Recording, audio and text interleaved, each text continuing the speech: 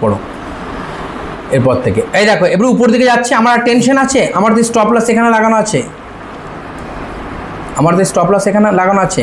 আমার 130 টাকা লস হবে, 1300 টাকা লস হবে, 13,000 টাকা লস হবে, যার যেমন আছে কোয়ান্টিটি, এর বেশি কিছু তো নয়। তাহলে আমি তো আগে থেকে জানি আমার কত লস হবে, তাহলে আমার টেনশনে তো কিছু নেই। গ্রিন ক্যান্ডেল থেকে ভয়ের কিছু আছে না স্যার।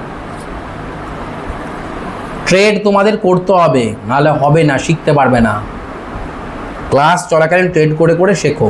তাহলে তোমাদের প্রত্যেকের কি মনে হয়েছিল যে মার্কেটটা নিচেই যাবে, কিন্তু আমার মনে হয়নি মার্কেট নিচে যাবে।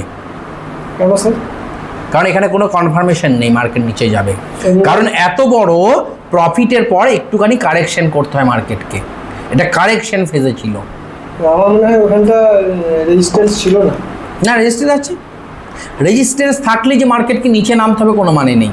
ওখান থেকে কারেকশন নিয়ে মার্কেট ব্রেকআউট দিতে পারে না। আমরা এটাই গন্ডগোল হচ্ছে। হ্যাঁ, এটাই গন্ডগোল হচ্ছে।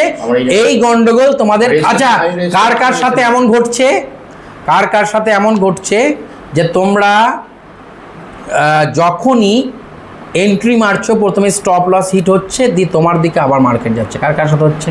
আমার সাথে হচ্ছে স্যার। এর পরের দিন ক্লাস থেকে এই ঘটনা তোমাদের সাথে আর হবে না। তোমাদের যে কনসেপ্ট শেখানো হবে স্মার্ট মানি কনসেপ্ট, পরের দিন থেকে তোমাদের ওই জিনিসটা আর হবে না যে তুমি যে এন্ট্রি নিচ্ছ স্টপ লস হিট হয়ে যাচ্ছে, তুমি যে এক্সিট করতে আবার তোমার দিকে মার্কেট যাচ্ছে, এটা হবে না। তোমরা এক্স্যাক্ট এন্ট্রি সেই সময়তেই নেবে যে সময়তে এক্স্যাক্ট এন্ট্রি হয়। ঠিক আছে? তাহলে এই পর্যন্ত আমাদের আশা করি ক্লিয়ার হয়েছে।